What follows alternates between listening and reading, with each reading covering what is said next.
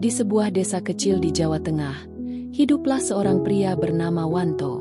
Sejak kecil, ia sudah terbiasa melihat ayahnya bekerja sebagai tukang bangunan, mengangkat batako, mencampur semen, dan membangun rumah-rumah sederhana di desanya.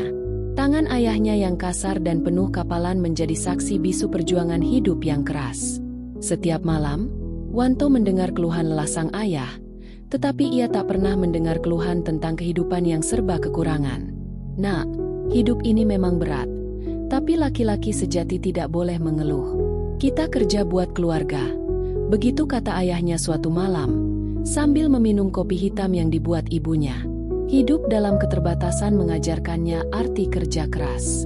Namun, sekeras apapun ayahnya bekerja, upah yang diterima selalu hanya cukup untuk makan sehari-hari dan membeli sedikit beras untuk stok di dapur. Dalam benaknya, Wanto menyimpan harapan untuk keluar dari lingkaran kemiskinan yang terus menghantui keluarganya. "Aku harus mencari jalan agar hidupku lebih baik," gumamnya di suatu malam, menatap langit berbintang dengan penuh harapan. Ia merasa seperti seekor burung kecil yang ingin terbang tinggi, tetapi sayapnya masih terikat rantai kemiskinan. Assalamualaikum warahmatullahi wabarakatuh. Sahabat semua, sebelum kita lanjut ke kisah yang mengharukan ini, mari kita bersama-sama membaca sholawat. Allahumma sholli ala Sayyidina Muhammad wa ala ali Sayyidina Muhammad. Semoga kita semua selalu dalam lindungannya. Jangan lupa untuk like, share, dan subscribe agar terus mendapatkan kisah inspiratif lainnya. Setiap subuh, Wanto bangun lebih awal, membantu ibunya memasak nasi dan menyiapkan sarapan sederhana. Suara azan dari masjid kecil di ujung desa membangunkannya. Ia menyalakan lampu minyak karena listrik di rumah mereka sering mati. Ibunya tengah memasak nasi dengan tungku kayu. Asap putih mengepul memenuhi dapur sempit mereka. "Le, makan dulu sebelum berangkat," ujar ibunya dengan suara lembut, sembari menyendok nasi ke piring. Wanto hanya tersenyum tipis, menatap ibunya yang kini mulai menua, garis-garis lelah di wajahnya semakin jelas. Hatinya teriris. Ia ingin memberikan kehidupan yang lebih baik untuk orang tuanya, tetapi upah sebagai kuli bangunan di desa kecil mereka tidak cukup untuk itu. Setiap hari, ia bekerja membanting tulang, mengangkut semen, mencampur pasir, dan mengangkat batako hingga punggungnya terasa remuk. Tetapi uang yang ia terima tak pernah lebih dari cukup. Hidup terasa seperti roda yang terus berputar di tempat, tanpa perubahan. Hingga suatu hari, saat ia duduk di warung kopi desa menikmati teh hangat setelah bekerja, seorang teman lamanya, Sardi, datang menghampirinya. "Wan, kalau kamu mau, aku bisa bantu carikan kerjaan di Arab. Gajinya lumayan, bisa buat nabung dan bantu keluarga," ujar Sardi, sambil menyesap kopinya. Wanto terdiam sesaat. Ia memikirkan tawaran itu. Pergi ke negeri asing, meninggalkan keluarga. Namun, di dalam hatinya, ia sudah mengambil keputusan. Malam sebelum kepergiannya, Wanto duduk di beranda rumah, menatap langit dengan perasaan bercampur aduk. "Apa aku sudah mengambil keputusan yang benar?" batinnya. Ia melihat ibunya yang duduk di dalam rumah, melipat baju-bajunya yang akan ia bawa. Ayahnya, Pak Samin, datang mendekat dan duduk di sebelahnya. "Nak, kamu yakin mau berangkat?" tanyanya dengan suara berat. Matanya menatap lurus ke depan. Wanto mengangguk, berusaha menahan air mata. "Aku ingin mengubah nasib, Pak. Aku ingin ibu dan bapak tidak hidup susah lagi." Pak Samin menarik napas panjang dan menepuk bahu anaknya. "Jangan lupa sholat, Nak. Dunia di luar sana keras. Tetaplah jadi orang baik." Hari yang dinanti pun tiba. Terminal bus ramai dengan para perantau yang hendak mencari kehidupan baru di kota atau negeri orang. Ibunya tidak bisa menahan tangis saat mengantar Wanto ke terminal. "Le, hati-hati di sana ya. Jangan sampai lupa makan, jangan lupa sholat," ucapnya, berulang kali menyeka air mata dengan ujung kerudungnya. Wanto mencoba tersenyum, meski hatinya berat. Ia memeluk ibunya erat, mencoba menenangkan hatinya sendiri. "Bu, aku pasti pulang. Aku akan pulang dengan membawa kebahagiaan untuk kita semua." Dengan langkah berat, ia naik ke dalam bus yang akan membawanya ke bandara, meninggalkan desanya yang penuh kenangan. Perjalanan panjang ke negeri asing pun dimulai. Setelah menempuh belasan jam di udara, pesawat yang ia tumpangi akhirnya mendarat di Bandara Riyadh. Begitu turun dari pesawat, hawa panas langsung menerpa tubuhnya. Ia menyeka keringat di dahinya dan menarik napas dalam. "Selamat datang di Arab Saudi," kata seorang pria bertubuh kekar. "Mandor dari proyek tempatnya akan bekerja. Besok pagi, kau mulai bekerja. Siapkan tenagamu." Wanto mengangguk, merasakan degupan jantungnya semakin cepat. "Baik, Pak. Saya siap bekerja keras." Hatinya berdebar antara rasa takut dan semangat untuk memulai lembaran baru.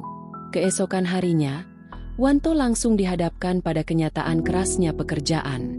Matahari menyengat dengan terik yang tak pernah ia rasakan sebelumnya. Debu beterbangan, dan suara palu berdentang tak henti-hentinya. Kuli-kuli dari berbagai negara tampak sibuk dengan pekerjaan masing-masing. "Ayo, Wanto, kita harus menyelesaikan tembok ini sebelum sore," seru Hamid, rekan kerjanya sesama TKI. Wanto mengangguk, mengangkat batako satu persatu dengan tenaga penuh. Keringat mengucur deras di wajah dan tubuhnya. Tangannya mulai lecet, tetapi ia tak mengeluh. Dalam benaknya, ia selalu teringat janji kepada ibunya. "Aku harus bertahan."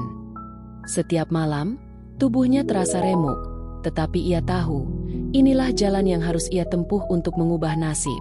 Namun, setelah beberapa minggu bekerja, sesuatu yang tidak ia duga terjadi.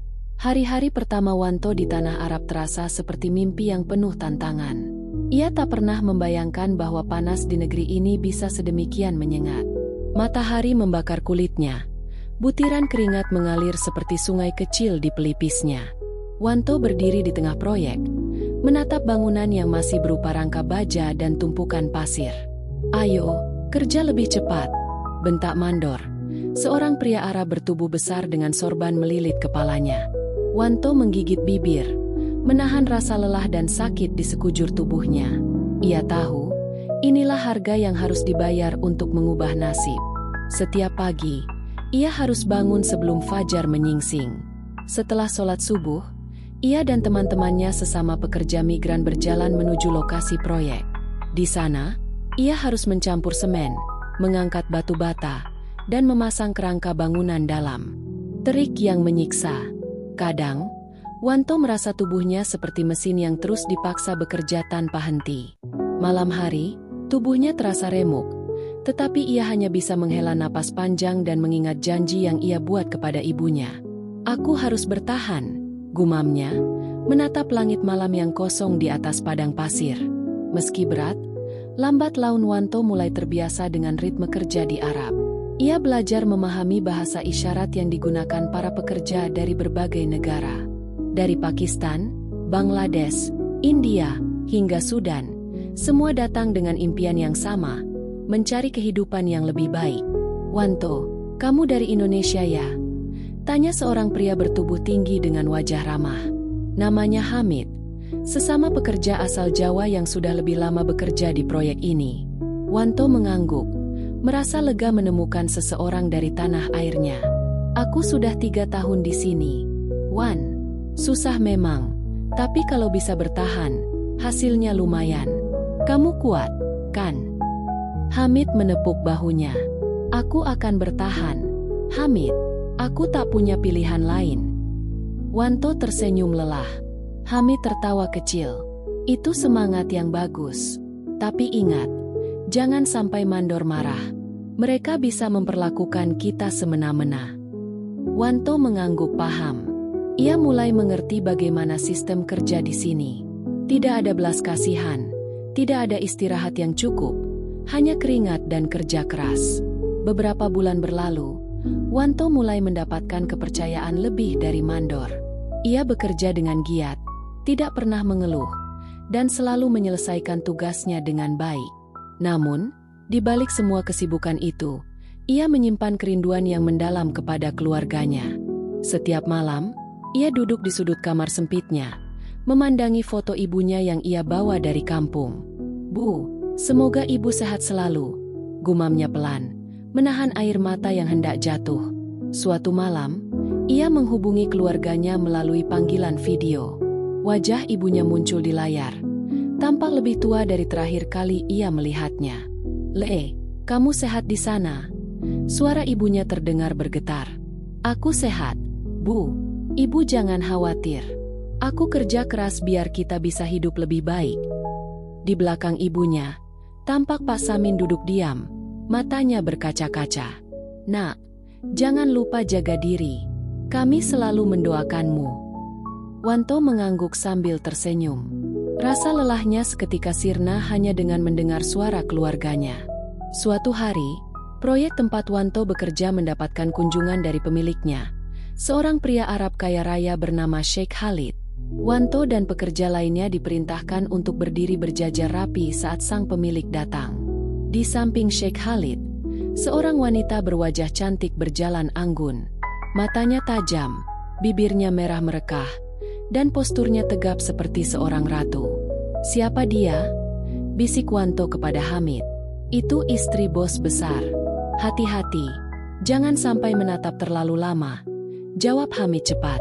Namun, tanpa disadari, wanita itu melirik ke arah Wanto, lalu tersenyum tipis sebelum beranjak pergi. Jantung Wanto berdebar. "Kenapa dia menatapku begitu?" pikirnya. Ia segera mengalihkan pandangannya dan kembali bekerja. Tapi sejak hari itu, sesuatu mulai berubah dalam hidupnya. Beberapa hari kemudian, Wanto dipanggil ke kantor Sheikh Khalid. Ia merasa gugup, takut telah melakukan kesalahan. Saat ia masuk, ia melihat wanita itu sedang duduk di sofa mewah. "Kau pekerja dari Indonesia, bukan?" Suaranya lembut, tetapi penuh wibawa. Wanto mengangguk, berusaha menundukkan kepala.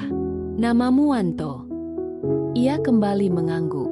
"Aku ingin kau bekerja di rumah utama kami. Ada tugas khusus untukmu." Jantungnya berdegup kencang. Apa maksud wanita ini? Mengapa dia memilih dirinya?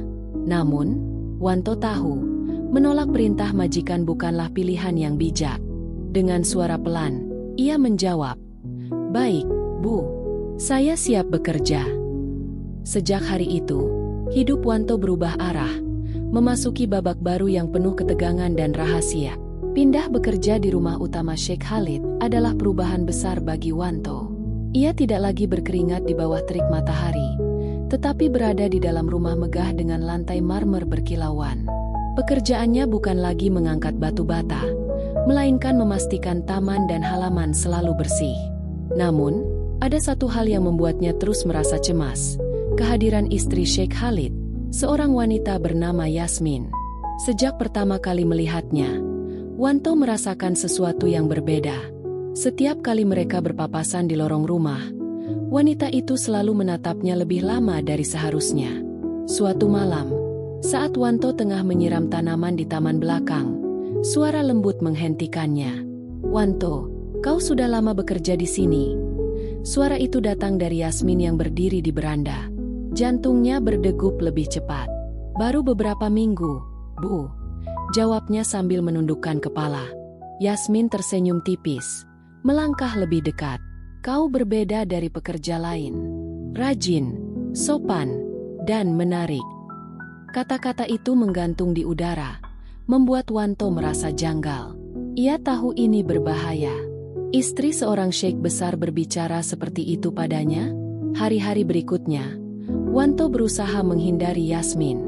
Ia fokus bekerja, tidak ingin menimbulkan masalah. Namun, takdir seakan memiliki rencana lain. Suatu siang, saat Sheikh Khalid pergi ke luar negeri untuk urusan bisnis, Yasmin memanggil Wanto ke ruang tamu. Wanita itu mengenakan gaun sutra berwarna merah, duduk anggun di sofa, sementara secangkir teh mengepul di atas meja kaca. "Duduklah, Wanto," katanya lembut. Wanto ragu sejenak, tetapi ia tidak bisa menolak. Ia duduk di ujung sofa, menjaga jarak. Yasmin menatapnya dalam-dalam, lalu berkata, "Aku kesepian." Kata-kata itu membuat Wanto semakin waspada. "Maaf, Bu. Saya hanya seorang pekerja, tidak seharusnya." Yasmin tersenyum, lalu mendekat. "Kau laki-laki yang baik, Wanto. Aku bisa melihatnya. Aku butuh seseorang yang bisa kupercayai di rumah ini. Wanto menelan ludah. Situasi ini semakin berbahaya. Ia ingin pergi, tetapi kaki seakan tertahan di lantai.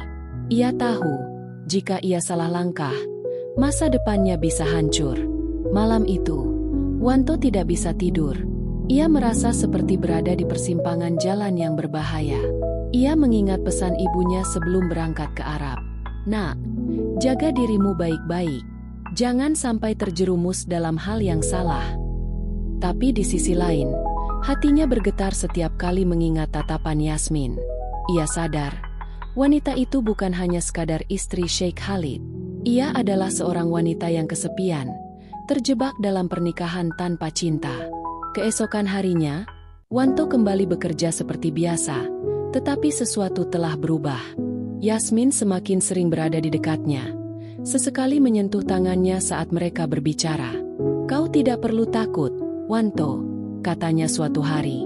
"Aku hanya ingin kita bisa bicara lebih sering." Namun, hati kecil Wanto tahu bahwa ini lebih dari sekadar percakapan. Ini adalah jebakan yang bisa menghancurkan hidupnya.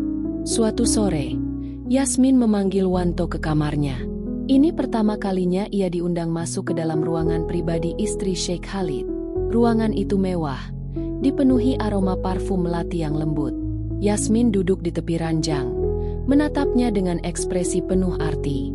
"Wanto, aku butuh seseorang yang bisa membuatku merasa hidup kembali," katanya lirih. "Aku ingin kau tetap di sini. Bukan hanya sebagai pekerja, tapi sebagai seseorang yang lebih dekat denganku." Wanto merasa darahnya berdesir. Ia berdiri kaku di tempatnya.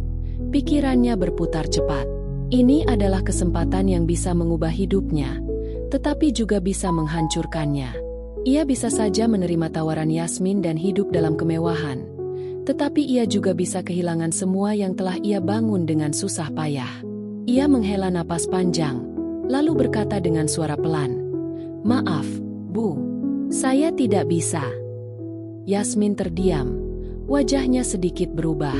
Namun, sebelum Wanto bisa pergi, wanita itu berkata pelan, "Kau akan menyesali ini, Wanto." Sejak hari itu, hidup Wanto berubah drastis. Yasmin tidak lagi ramah padanya.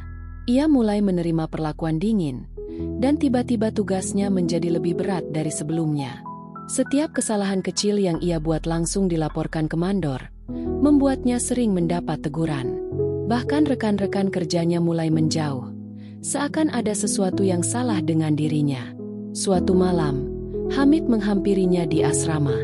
"Wanto, aku dengar dari orang dalam ada rencana untuk memecatmu." Wanto menatapnya dengan mata terbelalak. "Apa? Kenapa?" Hamid menghela napas.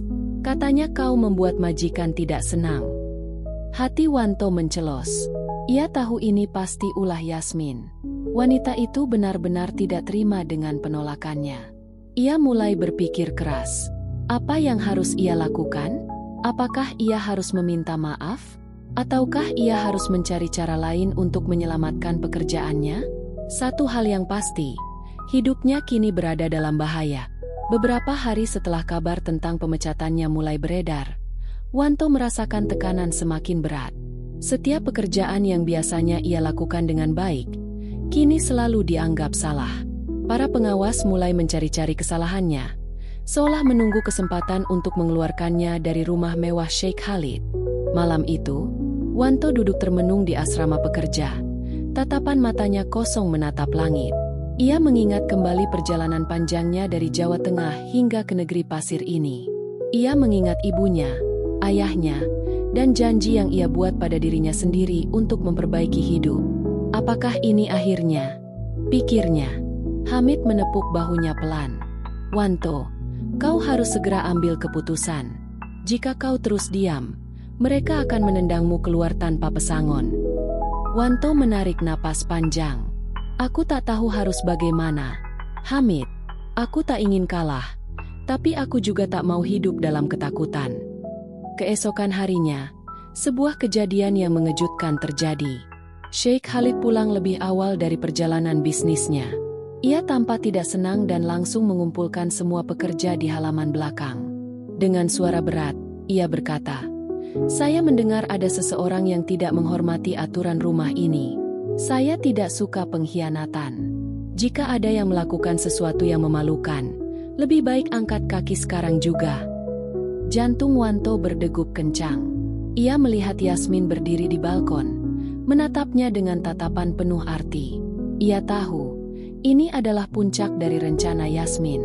Jika ia tidak melakukan sesuatu, maka ia akan diusir dalam keadaan hina. Tiba-tiba, keberanian muncul dalam dirinya. Ia melangkah ke depan, menatap langsung ke arah Sheikh Khalid. "Maafkan saya, Tuan.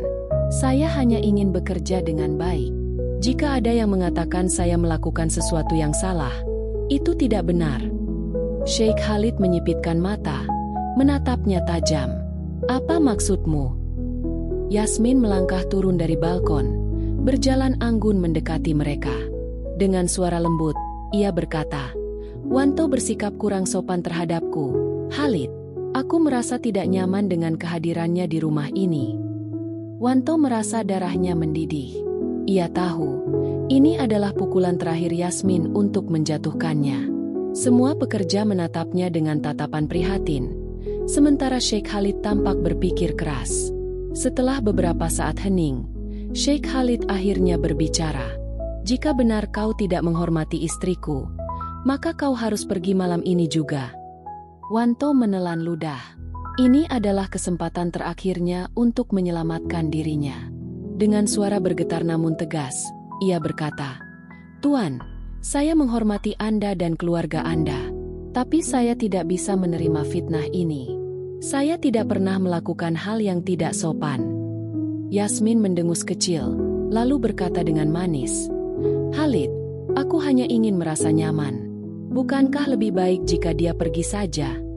Tiba-tiba, seorang pria tua, kepala mandor pekerja, maju ke depan. "Maaf, Tuan," katanya dengan suara berwibawa. "Saya telah bekerja di rumah ini selama lebih dari 20 tahun. Saya melihat Wanto bekerja setiap hari. Ia bukan orang yang bermasalah. Jika ada sesuatu yang tidak benar, mungkin ada alasan lain di balik semua ini."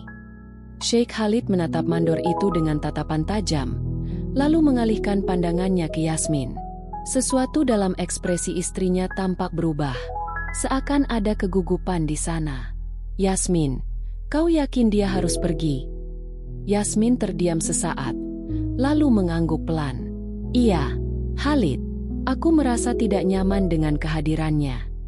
Sheikh Khalid menghela napas berat. "Baiklah, kalau begitu, Wanto, kau boleh pergi, tapi kau akan mendapat pesangon yang layak." Wanto terdiam. Ia kalah, tapi setidaknya, ia tidak akan pulang dengan tangan kosong. Malam itu, Wanto berjalan keluar dari rumah mewah itu dengan kepala tegak. Hamid dan beberapa teman pekerjanya mengantar kepergiannya dengan tatapan prihatin. "Kau sudah berusaha, Wanto. Aku tahu kau orang baik," bisik Hamid. Wanto hanya tersenyum tipis. "Mungkin ini jalan yang terbaik." Ia melangkah ke dalam taksi yang telah disiapkan untuknya. Sepanjang perjalanan menuju tempat tinggal sementara, ia terus berpikir, apakah ini akhir dari perjalanannya di negeri orang? Atau justru awal dari sesuatu yang lebih besar? Saat ia menatap langit malam di kota yang penuh cahaya ini, ia mengingat satu hal, hidup adalah perjuangan. Dan ia belum selesai berjuang. Bagaimana nasib Wanto setelah keluar dari rumah Sheikh Khalid? Akankah ia menemukan jalan baru? Atau justru semakin terpuruk? Nantikan kelanjutan kisahnya di episode berikutnya. Jangan lupa untuk like, share, dan subscribe agar tidak ketinggalan kisah inspiratif lainnya. Wassalamualaikum warahmatullahi wabarakatuh.